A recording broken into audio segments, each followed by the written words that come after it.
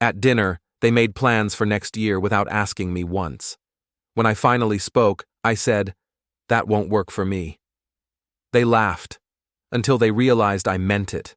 The moment sits in my memory like a photograph. Perfect clarity. Every detail preserved.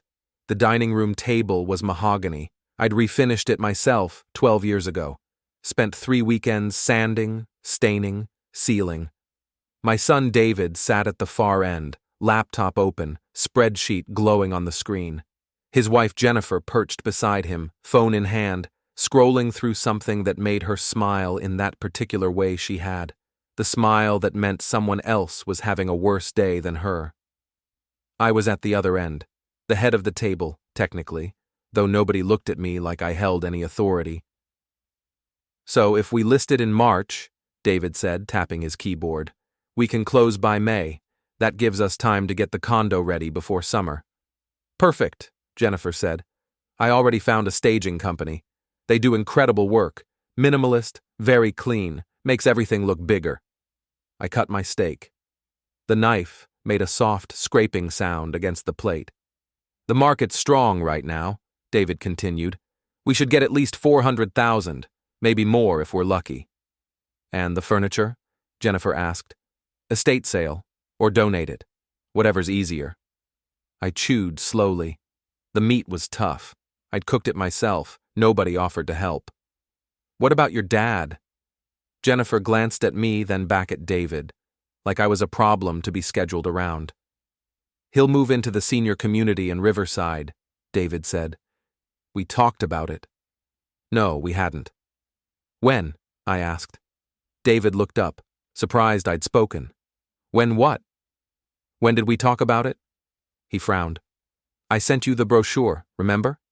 "You sent me a PDF," I said. "That's not a conversation." Jennifer's smile tightened. "It's a really nice place, though. They have activities, a gym. You'd love it." I set down my fork. "I'm 56. "Exactly," David said. "You should be around people your age, socializing, staying active. This is my house." "Dad." His tone shifted, patient, patronizing. "We've been over this. You can't maintain this place forever. The yard alone is too much work." "I maintain it fine." "You had a guy come out last month for the sprinklers." "Once. And the furnace needs replacing." "It works." Jennifer leaned forward. "Nobody's saying you can't take care of yourself. But wouldn't it be nice to not have to worry about all that? Let someone else handle the maintenance?" I looked at her. Really looked at her. She wore a cream-colored sweater that probably cost more than my monthly utilities. Her nails were perfect, hair perfect, smile perfect. Everything about her was manufactured for maximum presentation. "Where would I go?" I asked. "Riverside," David said. "Like I said, they have 1-bedroom units available. It's only 20 minutes from us." "How much?" "It's reasonable." "How much?" He hesitated. $3,200 a month. I laughed. Actually laughed. "For a 1-bedroom? "It includes meals, housekeeping, transportation." "I don't need meals. I cook." "Badly," Jennifer muttered. I heard her. Pretended I didn't. "And the difference?" I asked. "Between what this house sells for and what I'd need for the rest of my life in Riverside?" David glanced at Jennifer. Quick, guilty. "Well," he said, "that's where we thought we could help each other out." There it was. "You want my house?" I said. "We want to help you transition," Jennifer corrected. "And yes, David and I have some projects that could use the capital. Investments, property development, things that would benefit everyone long-term." "Everyone?" "Family," she said. "We're family." I picked up my water glass, took a sip, put it down exactly where it had been. "What if I said no?" David sighed. The sigh of someone dealing with a stubborn child. "Dad, be realistic. You're going to need care eventually. Better to plan now than wait until something happens." "I'm 56. Controlled. Still." Jennifer touched David's arm. Gentle. Conspiratorial. Maybe we should give him time to think about it. There's nothing to think about, I said. They both looked at me. I'm not selling. David closed his laptop. Slow, deliberate. The way you close something when you're trying very hard to stay calm. Dad, we're trying to help you. By taking my house. By planning ahead. By being smart. Smart for who? For everyone. His voice rose, just slightly. You think I want to be the one worrying about whether you're okay? Whether you've fallen? Whether the house is falling apart around you? I'm fine. You're alone. The word hung there, sharp, accurate. Jennifer stood, started clearing plates. Mine was still half full. Let's just table this for now, she said. Nobody needs to make any decisions tonight. But I could see it in her eyes, in the way she stacked the dishes, in the angle of her shoulders. The decision was already made. They were just waiting for me to accept it. David opened his laptop again, started typing, back to the spreadsheet, back to the numbers, back to a future where I wasn't a variable anymore. Just a line item. I sat there, watching them. Jennifer rinsed dishes at the sink. David calculated something, nodded to himself, made a note. Neither of them looked at me. I stood up. That won't work for me, I said. They both stopped, turned. What? David asked. Your plan. It won't work for me. Jennifer actually laughed. Okay, so what do you suggest? I met her eyes, held them. I suggest you leave. The smile faded. Excuse me? This is my house. I'm asking you to leave. David stood. Dad, come on. Don't be like this. Like what? Stubborn. Difficult. I'm being very easy, I said. I'm asking politely. Once. Jennifer set down the dish she was holding. Slowly. You're serious? Yes. She looked at David. He looked at me. I could see him trying to decide if I was bluffing. I wasn't. Fine, he said. Grabbed his laptop, shoved it under his arm. We'll talk when you're being rational. I'm being perfectly rational. Jennifer followed him to the door. Stopped, turned back. You're going to regret this, she said. Maybe. We're trying to help you. No, I said. You're trying to help yourselves. She stared at me. For just a moment, the mask slipped. I saw something cold underneath, something that had been there all along. Then she smiled again. Have a good night, she said. The door closed behind them. I stood in the dining room, alone, the table still scattered with dishes, their glasses, their napkins, evidence of a meal I'd cooked for people who saw me as an obstacle. I walked to David's chair, looked at the laptop he'd left behind in his rush to leave. No, he'd taken it. But there was a folder, papers, printouts of the spreadsheet he'd been working on. I picked it up. The first page was a listing estimate for my house. $450,000, higher than he'd said at dinner. Interesting. The second page was the Riverside brochure. $3,200 a month. That part was accurate. The third page was a property listing. Commercial space. Downtown. Price tag, $300,000. I flipped through the rest. Investment summaries, loan applications, financial projections. All of it built on one assumption, that I'd sell, that I'd move, that I'd quietly go where I was told, and be grateful for the privilege. I set the folder down, walked to the kitchen, poured myself a drink, bourbon, the good stuff I kept for special occasions. This felt special. I took a sip, let it burn. Then I opened my laptop, started with email. David's account was still logged in on the family computer in the den. He'd been working from here last week, never logged out. Sloppy. I scrolled through his sent messages, found what I was looking for in about 10 minutes, an email to Jennifer, dated 3 months ago. Just got off the phone with the broker. If we move fast on the downtown property, we can lock in the current rates. Only issue is capital. Talked to Dad tonight. Didn't go well. He's being stubborn. Might need to push harder. Jennifer's response, let me handle it. He respects you too much to say no if you frame it right. We just need him to think it's his idea. Another email, 2 months ago. David to Jennifer. Found the perfect place for him. Riverside. Expensive, but it keeps him close enough that he can't complain we abandoned him. Plus, the optics are good if anyone asks. Jennifer's response. Perfect. I'll start dropping hints. Make it sound appealing. You know how he is. If we make him feel like he's choosing it, he'll go along. I kept reading. Email after email. Planning. Plotting. Strategizing. Not once did either of them consider asking me what I wanted. I found the group chat next. Jennifer had created it. Family planning, just her and David. The messages went back 6 months. Jennifer, your dad looked really tired today. Think we can use that? David, maybe. He's been complaining about the yard work. Jennifer, perfect. I'll mention the senior community again. Plant the seed. David, good idea. He trusts you more than me anyway. Jennifer, LOL, no he doesn't. He just doesn't argue with women. David, either way, work it. More messages, dozens, hundreds, mocking my health, my routines, my clothes, my cooking. Jennifer, did you see what he was wearing today? I swear he's had that shirt since the 90s.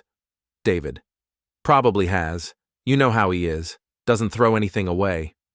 Jennifer, we're going to have to deal with all that junk when he moves. It's going to take forever. David, estate sale. Done. Jennifer, what about the stuff that's actually valuable? David, we keep it, obviously. Jennifer, obviously. One message made me stop, from 2 weeks ago. Jennifer, how much longer do you think we have to wait? David, for what? Jennifer, you know, until he's not a factor anymore. David, Jesus, Jen, don't say stuff like that. Jennifer, I'm just being practical. He's not getting younger. Lives alone.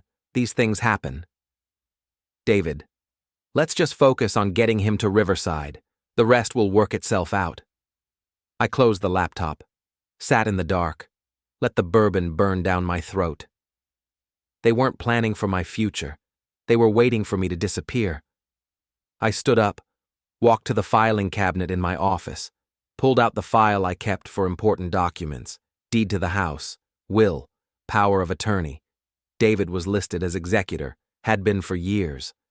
I pulled out a pen, drew a single line through his name. Then I made a phone call. Reynolds Law Office. I need to update my will, I said. Tonight if possible. We're actually closed, sir, but I can schedule you for tomorrow morning. This can't wait. A pause. Is everything all right? Everything's fine. I just need to make some changes. Immediately. Another pause, longer. Let me check with Mr. Reynolds. Can you hold? I held. 2 minutes later, Mr. Reynolds can see you at 8 a.m. tomorrow. Will that work? I'll be there. I hung up, poured another drink. Tomorrow morning, David would no longer be executor. Tomorrow afternoon, I'd change the locks. Tomorrow evening, I'd start making calls. Because they'd made plans for next year without asking me once. And when I finally spoke, I said it won't work for me. They laughed. They wouldn't be laughing much longer. I didn't sleep that night. Didn't try. Instead, I sat at the kitchen table with my laptop open and a legal pad beside me. The bourbon bottle sat half empty to my left. I wasn't drunk. Wasn't even close. But the burn helped me think. I started with the basics. Everything I owned, everything I controlled, every access point, every password, every account they thought they could just assume into their plans. Bank accounts. 4 of them. Checking, savings, retirement, investment. All in my name, all requiring my signature. David had been added as a secondary on the checking account years ago. For emergencies, I'd said, in case something happened to me. I pulled up the bank website, logged in, removed his access. 3 clicks. Done. Next, the house. Deed was in my name. Mortgage paid off 8 years ago. No liens, no encumbrances, clean title. I'd worked 60-hour weeks for 30 years to make that happen. I made a note. Call title company. Verify no unauthorized changes. Utilities, all in my name. Phone, internet, power, water, gas. I changed every password, enabled two-factor authentication, made sure the recovery emails went to an old account David didn't know about. Insurance, home, auto, health, life. The life insurance made me stop. 500,000. David was the beneficiary. I pulled up the policy documents, read through the fine print. Highlighted a section. Beneficiary changes require written notification and signature verification. I made another note. Change beneficiary. Tomorrow. Then I opened the folder David had left behind. The property listing for the downtown commercial space stared back at me. 300,000. Prime location, high traffic, perfect for retail or office. I recognized the address. 2 blocks from the building I'd managed for the last 15 years. I managed facilities and logistics for a mid-size commercial real estate firm, not glamorous, not high profile. But I knew buildings, knew systems, knew how things worked behind the walls and under the floors. I also knew the property David wanted. It was a dump, great location, sure. But the foundation had settling issues. The HVAC was 20 years past replacement. The electrical was barely up to code. I'd done a walkthrough 6 months ago when my company considered buying it. We'd passed. Too much work, too much cost. But someone who didn't know buildings? Someone who just saw the location and the traffic? They'd think it was a steal. I pulled up the listing again, studied the photos. They were good, professional, staged to hide the problems, warm lighting to mask the water stains on the ceiling, wide angles to make the cramped spaces look bigger. David would never see it coming. I smiled. Then I opened a new document, started typing. David, financial overview. Assets directly controlled. None assets with secondary access. Dad's checking account, removed 11-6. Liabilities. Mortgage on primary residence, $380,000. Car loans, 2 vehicles, $64,000. Credit cards, $22,000, estimated. Business loans, unknown income sources. Real estate development, variable. Rental properties, estimated $4,000 month gross. Vulnerabilities, over-leveraged, dependent on quick flips for cash flow. Needs capital injection to close downtown deal. I saved the document, encrypted it, backed it up to 3 separate drives. Then I started on Jennifer. She was harder to pin down. No shared accounts, no paper trail I could access easily, but I knew her type. Image-obsessed, status-driven. Everything she did was for show. I opened her social media, public profile, thousands of followers, every post carefully curated, perfect lighting, perfect angles, perfect life. I scrolled back, 6 months, a year, 2 years, found what I was looking for in her Instagram stories. She'd posted about a girls' weekend at a resort in Scottsdale, tagged 6 other women, all of them dressed in matching white outfits, all of them holding champagne glasses, all of them smiling like they'd found the secret to happiness. I clicked on the tagged profiles, recognized 2 of them. Neighbors, women I'd met at barbecues and block parties, women who smiled at me and made small talk and probably forgot I existed the moment I walked away. I made notes on each one. Then I went deeper. Jennifer had a blog. Elevated Living with Jennifer Cole. She posted twice a week, lifestyle tips, decorating ideas, relationship advice. I read her most recent post. 5 ways to handle difficult family members during the holidays. Number 3, set boundaries early. Don't let guilt trap you into situations that don't serve your growth. I read it again. Then I took a screenshot. The clock on the wall said 3:30 a.m. I stood up, stretched, walked to the window. The street was empty, dark, quiet. My neighbor's porch light was on. Old habit. He'd told me once that he kept it on because his wife used to wait up for him when he worked late shifts. She'd been gone 5 years now. The light stayed on. I wondered if anyone would keep a light on for me. Probably not. I went back to the table, opened a new document. Plan, Phase 1. Objective: remove all leverage and access actions. 1. Remove David from bank accounts, complete. 2. Change all passwords and recovery options, complete. 3. Update will and power of attorney, scheduled. 4. Change locks, scheduled. 5. Cancel shared phone plan, 6. Remove David from emergency contacts. 7. Revoke access to property records. 8. Change beneficiary on life insurance. Timeline: 72 hours. I saved it. Started another. Plan, Phase 2. Objective: establish new leverage actions. 1. Document all communications, ongoing. 2. Identify pressure points. 3. Map relationship networks. 4. Establish alternative support structure. 5. Position assets beyond reach. Timeline: 2 weeks. Plan, Phase 3. I stopped, stared at the blank space. Phase 3 was the question mark, the part I hadn't figured out yet. What did I actually want? Revenge? Justice? Vindication? All of the above? I closed the laptop, poured the last of the bourbon. Thought about the dinner, about their faces, about the way they'd looked at me like I was furniture to be moved. Thought about the emails, the group chat, the casual cruelty. How much longer do you think we have to wait? I downed the bourbon, opened the laptop again. Plan, Phase 3. Objective: make them understand. I didn't write anything else. Didn't need to. Not yet. The sky was starting to lighten outside, gray turning to pale blue, dawn coming whether I was ready or not. I took a shower, shaved, put on clean clothes, the shirt Jennifer had mocked, the one from the 90s, still fit, still comfortable. At 7:30 I was in my truck. At 7:50 I was parked outside Reynolds' law office. At 8 exactly, I walked through the door. The receptionist looked up. Young, professional, smiled like she meant it. "You must be Mr. Cole.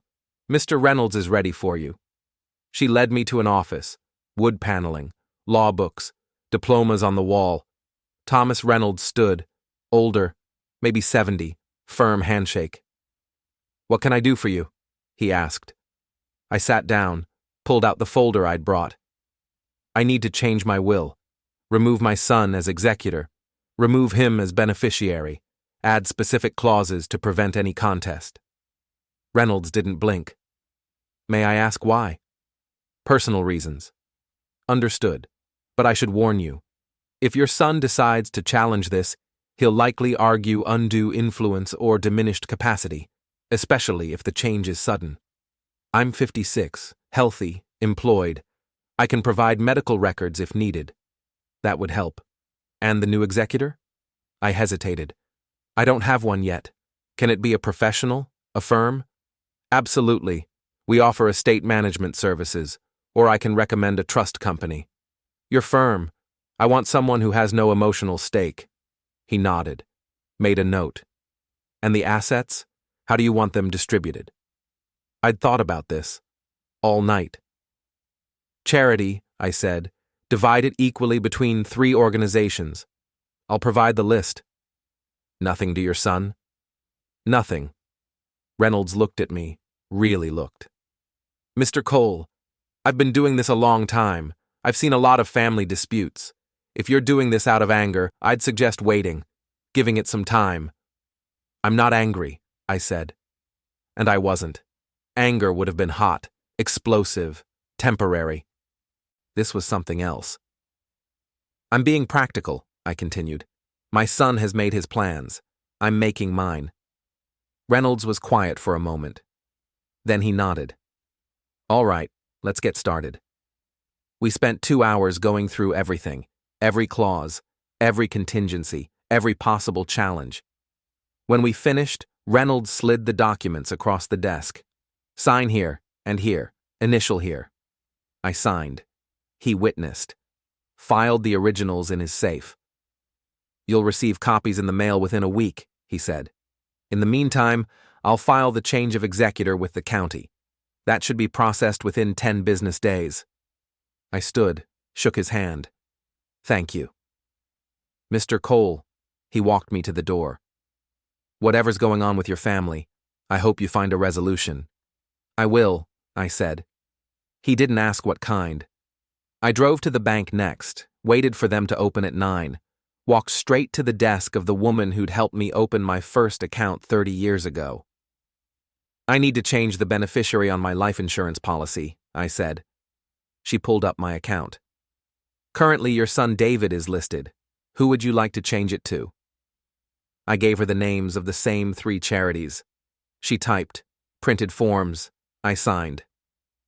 "This will take effect immediately," she said. "You'll receive confirmation in the mail." Perfect. I stopped at a hardware store on the way home. Bought new locks for every door. High security, the kind that couldn't be picked easily. The clerk rang me up. "Doing some upgrades?" "Something like that." I installed them myself. Took 3 hours. Front door, back door, side door to the garage, even the basement. When I finished, I had 5 new keys. I kept one. Put the rest in a safe deposit box at a different bank across town. My phone rang at 2 p.m. David. I let it go to voicemail. It rang again at 2:15, again at 2:30. At 3, he texted, "Dad, we need to talk, call me." I didn't. At 4, Jennifer called. I let that go too. At 5, David showed up. I watched through the window as his car pulled into the driveway. Watched him get out, walk to the door, try his key. It didn't work. He tried again, knocked. I didn't answer. "Dad, I know you're in there. Open the door." I sat on the couch, watched him through the gap in the curtains. He knocked again, harder. "This is ridiculous. We need to talk." I waited. He pulled out his phone, called me. I watched it ring on the table in front of me. He left a message. I could hear his voice through the door and through the phone at the same time. Stereo anger. "Fine, be that way, but you can't hide forever." He got back in his car, slammed the door, peeled out of the driveway. I sat there for another hour. Didn't move. Didn't turn on the lights. Just sat. At 6:30, my phone buzzed. Email from the bank. Confirmation, beneficiary change processed. Email from Reynolds. Confirmation, will updated and filed. Email from the title company. Confirmation, no unauthorized claims or changes to property. I stood up, walked to the kitchen, made dinner, nothing fancy. Steak, potatoes, salad. Sat down at the table, the same table where they'd made plans without me. I ate slowly. Thought about phase 3. Smiled. There was a for sale sign in my yard. I parked in the driveway, stared at it, walked up, pulled it out of the ground, checked the listing information. It was real.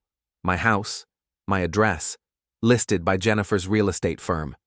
Price, $425,000. I called the number on the sign. "Jennifer Cole. What the hell did you do? I listed your house.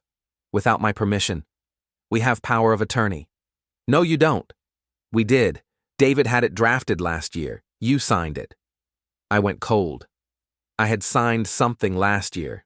David had brought papers to the hospital, said it was just for emergencies. I'd been foggy from medication. I'd signed. That power of attorney was contingent on me being incapacitated.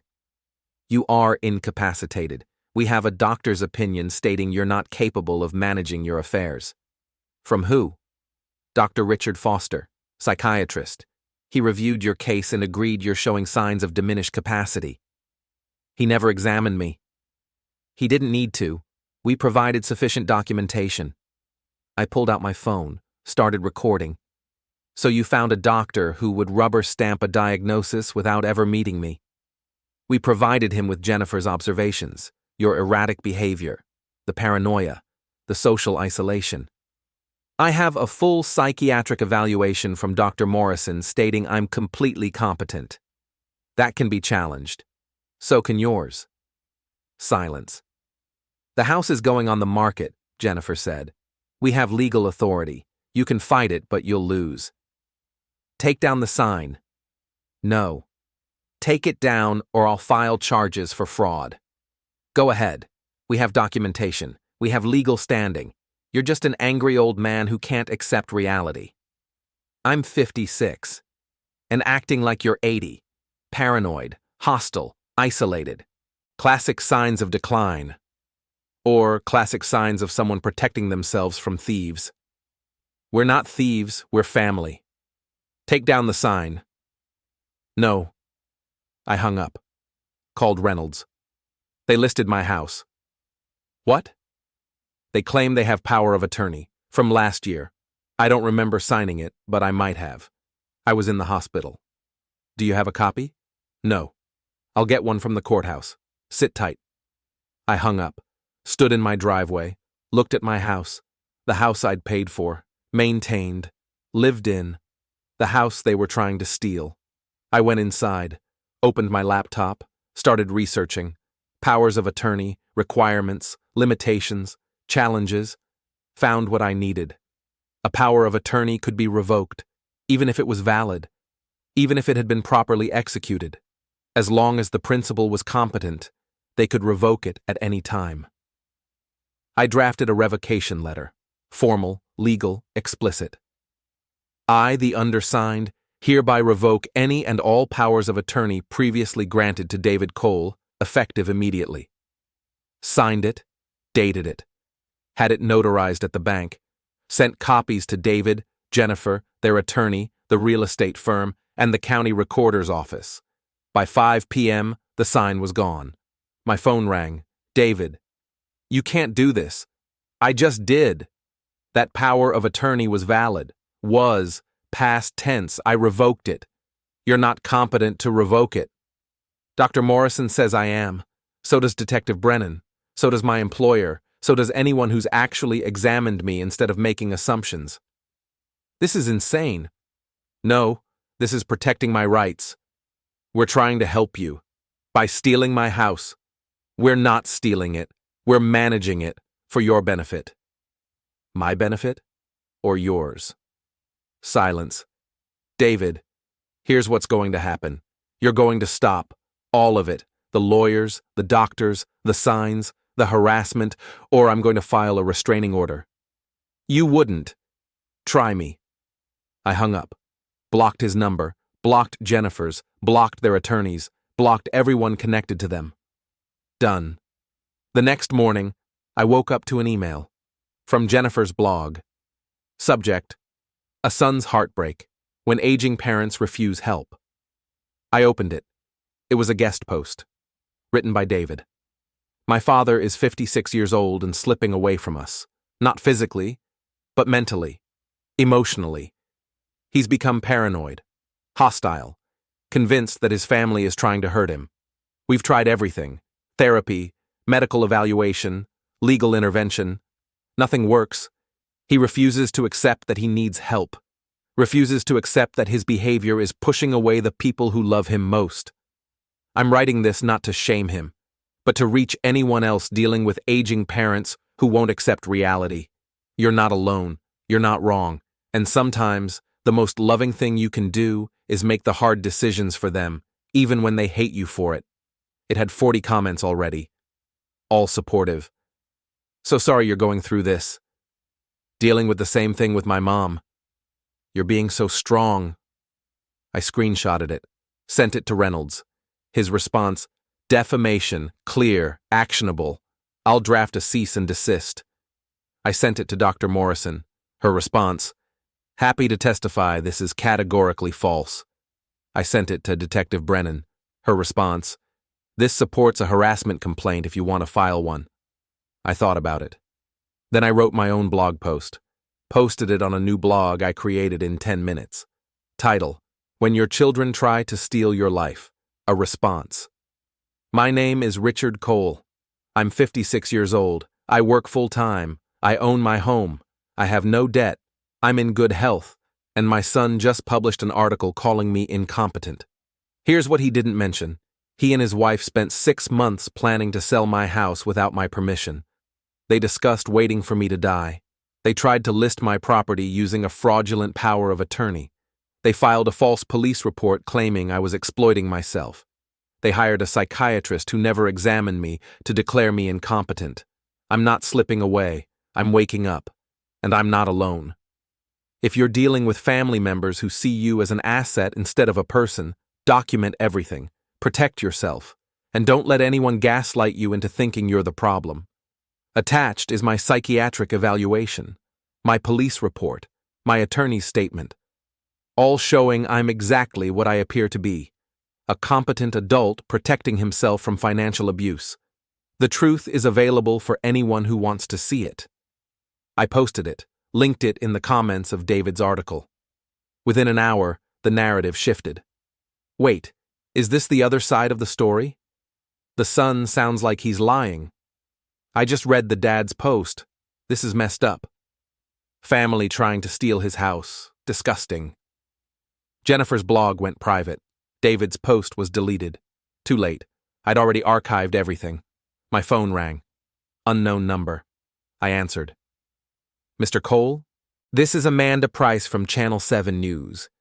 We'd like to interview you about your story. How did you get my number? Your blog post. It's going viral. We think it's important. I'm not interested in publicity. But you could help other people in similar situations. I can help them by documenting what happened, not by turning it into a circus. So you won't do an interview? No. Can we at least verify some facts? Everything you need is in my blog post. I hung up, deleted the blog, made all the documentation private. I didn't want attention. I wanted them to stop. That evening, Reynolds called. David's attorney reached out. And? They want to negotiate. Negotiate what? A settlement. They drop all claims. You agree not to pursue legal action. Everyone walks away. What do I get? They leave you alone. That's not a settlement. That's them giving up. Exactly. I thought about it. What happens if I don't settle? You could sue for defamation, harassment, attempted fraud. Probably win. Definitely cost them a fortune in legal fees. What would you recommend? He paused. What do you want? I want them to understand they can't do this to people. They already understand. They lost. Did they? They tried everything. Legal, medical, social, public opinion. Nothing worked. They're done. You're sure? I'm sure they're broke. I'm sure they're humiliated. I'm sure they won't try this again. I thought about the dinner, the laughter, the assumption I'd just go along. Tell them I'll settle on one condition. What's that? They sign a document acknowledging what they did, admitting they tried to take my house, admitting they filed false reports, admitting everything. They won't do that. Then no settlement. You're sure? I'm sure. He sighed. I'll ask. The settlement was signed. The lawyers were quiet. The blog was deleted. Everything should have been over. But I kept thinking about the downtown property. David had lost it when the disclosures came out. The seller pulled the listing after too many problems surfaced. No buyers wanted a building that needed $250,000 in repairs before it could even open. I'd cost David that deal, but I hadn't cost him enough. He and Jennifer were still together, still married, still planning their next move. They'd signed the settlement because they had no choice, not because they'd learned anything. I wanted them to learn. So I made a call. Frank, it's Richard Cole. Hey, what's up? That property downtown, the one you did the estimate on. What about it? Who owns it now? Far as I know, still the same owner. Nobody wanted to touch it after all those problems came out. What if someone did want it? Someone who knew what they were doing? They'd get it for a steal. Probably half what it was listed for. How much? Maybe $150, $175 if the owner's motivated. I smiled. Thanks, Frank.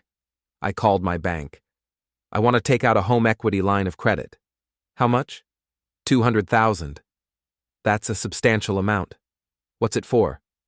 Investment property. They processed the application. Approved me within 48 hours. I had liquidity. Next, I called a real estate attorney, not Reynolds, someone who specialized in commercial transactions. I want to buy a property, but I need the purchase to be anonymous. We can set up an LLC, makes you the owner but keeps your name off public records. Perfect. How long does that take? 3 business days. Do it. The LLC was registered as Riverside Holdings. Ironic, given what they'd wanted to name my future prison. I made an offer on the downtown property. $160,000, all cash, closing in 2 weeks. The seller accepted within 24 hours. I owned a building, a broken building, but a building nonetheless. I hired Frank to start the repairs. I want it done right, code compliant, high quality, but I want it done quietly. How quietly? No signs, no publicity, just permits and inspections. You got it. Work started. I visited the site twice a week, watched the progress. Foundation stabilized, HVAC replaced, electrical upgraded, plumbing modernized. It was actually a beautiful building once you got past the problems. High ceilings, good bones, natural light. 6 months later, it was finished. Fully renovated, certified, ready for occupancy. I listed it. Price, $425,000. Same price David and Jennifer had tried to list my house for. It sold in 3 weeks. Profit, $215,000. After repairs and closing costs, I cleared about $60,000. Not a fortune. But that wasn't the point. I sent David a link to the listing. Just the link. No message. He called within an hour. What is this? A property I bought and renovated. The downtown property? Yes. You bought it? After you couldn't. Why? Because I could. Silence. You did this to spite me.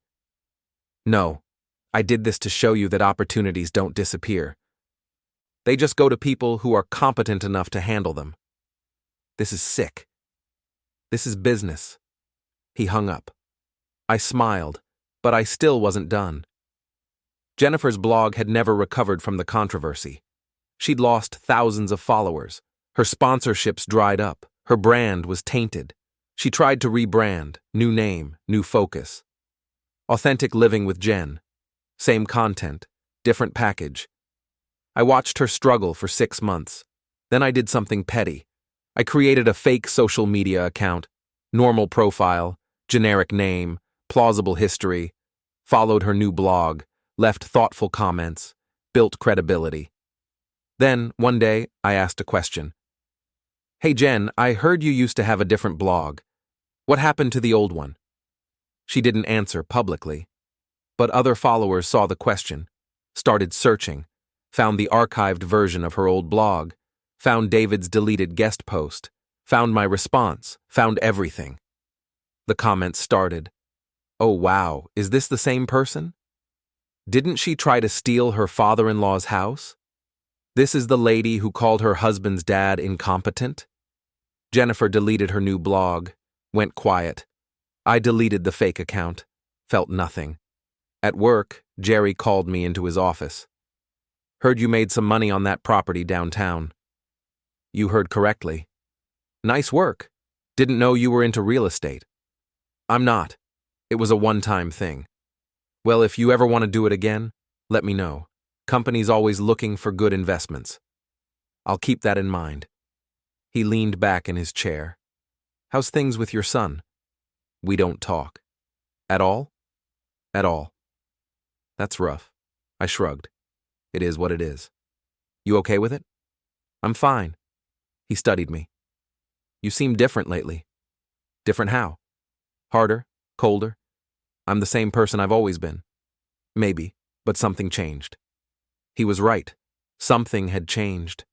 I used to care what people thought, used to worry about being difficult, being unreasonable, being a problem, not anymore. I just stopped letting people take advantage of me, I said. Jerry nodded. Good. Most people never learn that. I went back to work. Routine maintenance, vendor calls, inspections, normal life. But it didn't feel normal anymore.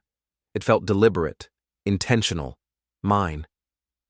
A few months later, I got a letter. From Patricia, Jennifer's mother. Richard, I don't know if you'll read this, but I needed to try. Jennifer and David are separating. The stress of everything that happened broke them. They're selling their house. David's moving back in with friends. Jennifer's moving to her sister's place. I'm not asking you to forgive them. I'm not asking you to help them. I'm just telling you.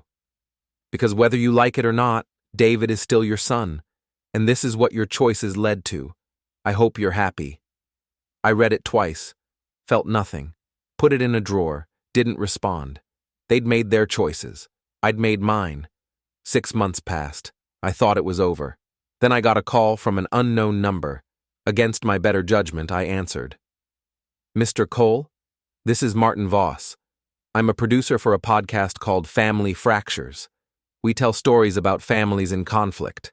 I'd love to interview you about your situation with your son. No. We could keep it anonymous, change the names. The answer is no. We're willing to pay for your time. I don't need money. I need privacy. Mr. Cole, your story could help thousands of people who are dealing with similar... I hung up. They called back. I blocked the number. But it didn't matter. The story was already out there. Someone had leaked the settlement document. Probably someone at the courthouse. A Reddit thread appeared. Man forces son to admit attempted elder abuse in legal settlement. It had 40,000 upvotes. The comments were split. Half supportive. Good for him. Family doesn't get a free pass. Half critical. He destroyed his own son over money. I didn't correct either side. Didn't engage. Just watched. The thread died after a week. Life returned to normal. Then Jennifer's sister reached out. Email. Subject. We need to talk. Richard, I don't know if you remember me. We met a few times at family gatherings. I'm Jennifer's sister, Kate. I'm writing because I think you should know what's happening. Jennifer had a breakdown. She's in treatment, has been for 2 months. David's not doing much better. He's working construction now, living in a studio apartment, barely making rent. I'm not asking you to feel sorry for them. I'm asking you to stop. Whatever you're doing, whatever you're planning, just stop. They've learned their lesson. They've lost everything. You won. I read it 3 times, thought about responding, decided against it, deleted it. I wasn't planning anything. I was living my life. If they'd lost everything, that was their doing, not mine. But the email bothered me, not because I felt guilty, because it meant they were still thinking about me, still making me the center of their narrative. I wanted to be forgotten, to fade into background noise while they rebuilt their lives somewhere else. Instead, I was still the villain in their story. I considered reaching out, considered making peace.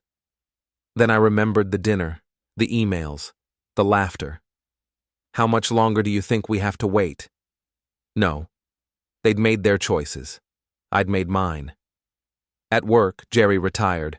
They brought in a new manager, younger, corporate type, all about metrics and efficiency. He called me into his office during my first week. Richard, I've been reviewing files. I see you've been here 15 years. 16. Right, 16. And in that time, you've never been promoted. I've been offered promotions, turned them down. Why? I like what I do. Don't need the stress of management. He frowned. That's unusual. Maybe. Well, I'm restructuring the department, creating efficiency targets. I'll need everyone to step up. I already do my job well. I'm sure you do, but we need to think bigger, scale up, optimize. I nodded, said nothing. He dismissed me. I went back to work. 2 months later, he called me in again. Richard, I'm sorry to do this, but we're downsizing. Your position is being eliminated. When? End of the month. We're offering a severance package, 6 months' pay, plus retirement benefits. I'm 57, I'm not retiring. The package includes job placement assistance. We'll help you find something comparable. I don't want something comparable. I want this job. I understand, but the decision's been made. I stood up, walked out, didn't clean out my desk, didn't say goodbye, just left, drove home, sat in my driveway, thought about the last 16 years, thought about what came next. Then I made a decision. I didn't need them either. I called a friend who ran a small property management company. Hey, Paul, you still hiring? Depends. Who's asking? Richard Cole. You leaving your job? Already left. When can you start? Tomorrow. You're hired. Simple as that. New job, same field, better pay, more autonomy. I worked there for 3 years, saved aggressively, invested carefully, built my retirement on my terms. During those 3 years, I heard nothing from David, nothing from Jennifer, nothing from their family. Radio silence. Perfect. I sold my house when I turned 60. Not because I had to, because I wanted to.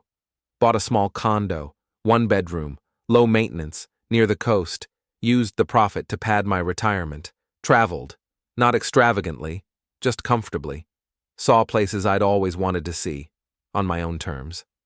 One afternoon, I was having coffee at a cafe near my new place, saw someone familiar walk by, David, older, graying, but definitely him. He didn't see me. I watched him walk past, thought about saying something, decided against it, let him go. Finished my coffee, went home. That night, I got an email from David. Subject: I saw you today. Dad, I saw you at the cafe on 5th Street. I didn't come over because I wasn't sure you'd want to see me. I don't know if you care, but I'm doing better. I'm managing a construction crew now. Steady work, decent pay. Jennifer and I are still divorced. She's remarried, lives in another state. I don't talk to her. I'm not writing to ask for anything. I just wanted you to know I saw you, and that I'm okay. I hope you're okay too. David. I read it, saved it, didn't respond, not out of cruelty, out of closure. We were strangers who used to be family, and that was fine. A year later, I got a letter from Patricia. Cancer. Wanted to see me before she went. I thought about it, decided to go. She was in hospice. Small room, machines beeping softly. She looked up when I walked in, smiled weakly. You came. I did. Thank you. I sat down.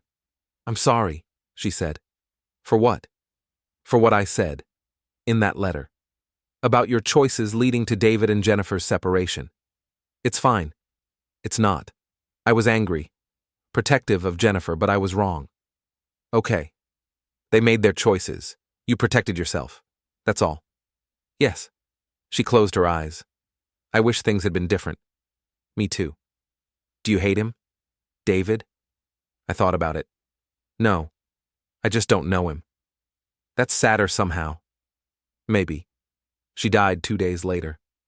I went to the funeral, stood in the back, saw David across the room. We made eye contact, nodded. That was it. I left before the service ended, drove home, made dinner, ate alone. It didn't bother me anymore. This was my life. Quiet, simple, mine. And I'd fought for every inch of it. Years passed. I retired at 65, fully funded, comfortable, independent, spent my days reading, walking, traveling when I felt like it. No drama, no conflict, no one trying to take what was mine. One morning, I got a package, no return address, opened it carefully. Inside was a framed photo, me and David, from years ago, before everything. We were smiling. At the bottom, a note. Dad, I don't expect forgiveness. I don't expect anything.